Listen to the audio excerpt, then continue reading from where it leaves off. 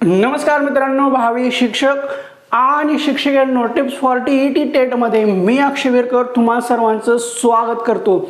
आता पवित्र पोर्टलवर रजिस्ट्रेशन सुरू झालेलं आहे। ही माहिती भेटल्यानंतर सगळेजण रजिस्ट्रेशनसाठी प्रयत्न करत आहेत, पण सगळ्यांच्या मनामध्ये असे भरपूर प्रश्न पडलेले आहेत की मला कमी मार्क आहेत, मग मी रजिस्ट्रेशन करू का? 100 मार्क आहेत, मी रजिस्ट्रेशन करू का? माझा चान्स आहे का? एनी चान्स आहे का? मग रजिस्ट्रेशन कोण करावे, रजिस्ट्रेशन कोण करू नये, रजिस्ट्रेशनसाठी पात्र कोण आहे, रजिस्ट्रेशन कधीपर्यंत करता येईल, असे बरेचसे प्रश्न तुमच्या मनामध्ये पडलेले आहेत। आणि आजच्या या व्हिडिओमध्ये आपण त्याच प्रश्नांचं एकदम सविस्तरपणे विश्लेषण करणार आहोत आणि त्या प्रश्नांचे उत्तरे सुद्धा एकदम व्यवस्थितपणे पाहणार आहोत। आता सर्वप्रथम की पवित्र पोर्टलवर रजिस्ट्रेशन कोण करावे आणि रजिस्ट्रेशन कोण करू नये। 2022ला रजिस्ट्रेशन केलं होतं, मग आता करावे की, अशा बरेचसे प्रश्न आहेत, ते पाहू। आता सर्वप्रथम रजिस्ट्रेशन कोण करावे हे पहा। ज्यांनी शिक्षक अभियोग्यता व बुद्धिमत्ता चाचणी दिलेली आहे त्या सर्वांनी रजिस्ट्रेशन करावे। मग आता इथं प्रश्न पडलेला आहे की कोणती शिक्षक अभियोग्यता व बुद्धिमत्ता चाचणी, तर हे पहा, ज्यांनी टेट 3 2025ला झालेली आहे, हे रजिस्ट्रेशन फक्त आणि फक्त त्यांच्यासाठीच आहे। मग आता ह्याच्यामध्ये सगळ्यात महत्त्वाचा मुद्दा आणखीन एक आलेला आहे की आम्ही 2022-23ला रजिस्ट्रेशन केलेलं होतं, सेल्फ सर्टिफाय केलेलं होतं, मग आता आम्ही रजिस्ट्रेशन करावे का? हे पहा, 2022-23च्या म्हणजे टेट 2च्या भरतीचा आणि आत्ताच्या रजिस्ट्रेशनचा तीळ मात्र संबंध नाहीये। समजलं? ज्यांनी शिक्षक अभियोग्यता व बुद्धिमत्ता चाचणी 2025ची दिलेली आहे, हे रजिस्ट्रेशन त्यांच्यासाठीच आहे।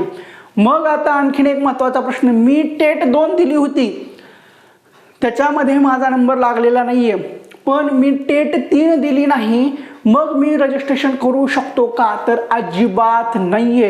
हे रजिस्ट्रेशन तेच करू शकतात ज्यांनी शिक्षक अभियोग्यता व बुद्धिमत्ता चाचणी 2025 दिलेली आहे, बाकी कोणीही करू शकत नाही। समजलं? मग आता आणखीन महत्त्वाचं की टेट एक्झाम दिली, कोण दिली? जे 2025ची टेट 3 एक्झाम दिली ते सर्व पवित्र पोर्टलवर रजिस्ट्रेशन करू शकतात। आता पवित्र पोर्टलसाठी पात्र कोण आहे? ज्यांनी शिक्षक अभियोग्यता व बुद्धिमत्ता चाचणी 2025 दिलेली आहे ते सर्वच्या सर्व पवित्र पोर्टलवर रजिस्ट्रेशन करू शकतात, ते पात्र आहेत। पण अपवादात्मक परिस्थिती, आता इथं अपवादात्मक परिस्थिती कुठली आहे?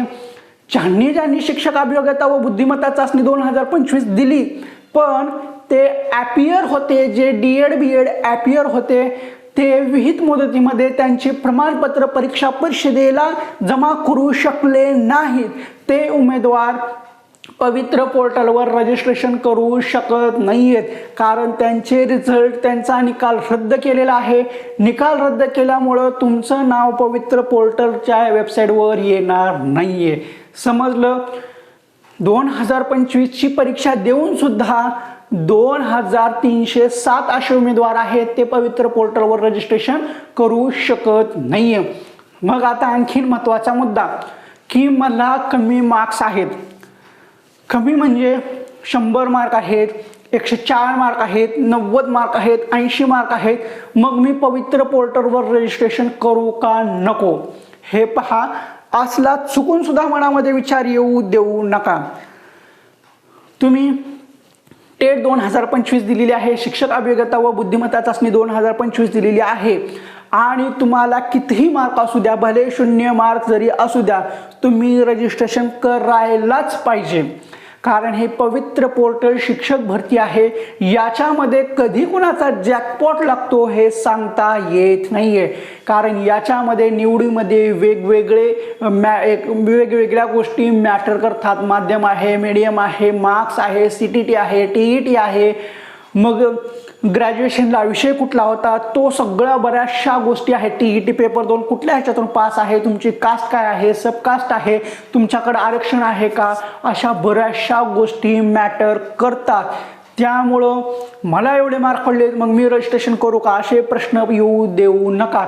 आणि आणखीन महत्त्वाचं की मला 2022ला 140-150 मार्क पडले होते, मग मी ते आत्ताच्या 2025 मध्ये टाकू शकतो का नाही?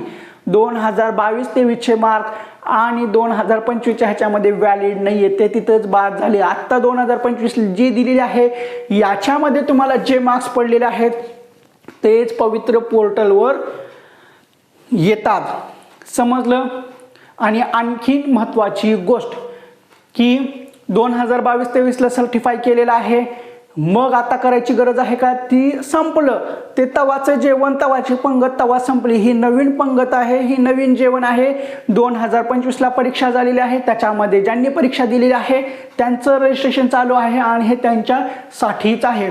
मग आणखीन याच्यामध्ये आणखीन बऱ्याचशा गोष्टी आहेत की असं काही जणांचं म्हणणं आहे की सर मी TET CTET पास आहे, टेट 2025 दिलेली आहे, पण माझं DED झालेलं नाही आहे, मग मी रजिस्ट्रेशन करू का?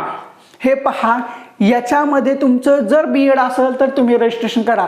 जर तुमचं त्याच्यामध्ये DED ही नाही आहे, BEd ही नाही आहे आणि तुम्ही जरी TET दिला किंवा CTET दिला तरी तुमचा काहीही उपयोग होणार नाही आहे. याच्यामध्ये एकतर तुमचं DED लागेल, BEd लागेल, CTET लागेल किंवा TET लागेल, त्यानंतर टेट लागेल. ह्या बऱ्याचशा गोष्टी आहेत. पण सर्वप्रथम एवढं आहे की ज्यांनी टेट 2025 दिलेलं आहे हे रजिस्ट्रेशन त्यांच्यासाठी चालू झालेलं आहे आणि हे रजिस्ट्रेशन त्यांच्यासाठीच आहे. 2022-23चा संबंध काहीही नाही आहे आणि मार्क हे 2025चे व्हॅलिड असतात. हे ॲटोमॅटिक तिथं मार्क येतात. असो, जेवढी माहिती द्यायची होती ती सगळी व्यवस्थितपणे दिलेली आहे. टेट एक्झाम 2025 ज्यांनी दिलेली आहे हे त्यांच्यासाठीच आहे आणि ह्या रजिस्ट्रेशनला हे तेच पात्र आहेत, बाकी कोणतीही नाही आहेत. कमी मार्क पडलेत, एवढे पडलेत म्हणून जास्त टेन्शन घेऊ नका, गपचूप रजिस्ट्रेशन करा. लॉटरी कधी लागेल काहीही सांगता येत नाहीये. मग याच्यामध्ये आणखीन बरेचसे बारकावे आहेत, सगळे डिटेलमध्ये आपण हळूहळू घेऊ. तुर्तास आजच्या या व्हिडिओमध्ये एवढंच ठीक आहे. आणखीन महत्त्वाचं जाता जाता सांगतोय की फॉर्म स्वतः भरा, दुसऱ्याच्या हातात भविष्याची चावी किल्ल्या देऊ नका. फॉर्मची माहिती स्वतः तपासून पहा, काय भरायचे काय नाही, कुठले डॉक्युमेंट लागते, स्वतः ती PDF वाचा. परीक्षा परिषदेने सूचना दिलेल्या आहेत त्या स्वतः वाचा, सूचना समजून घ्या, त्यानंतर फॉर्म भरायला चालू करा.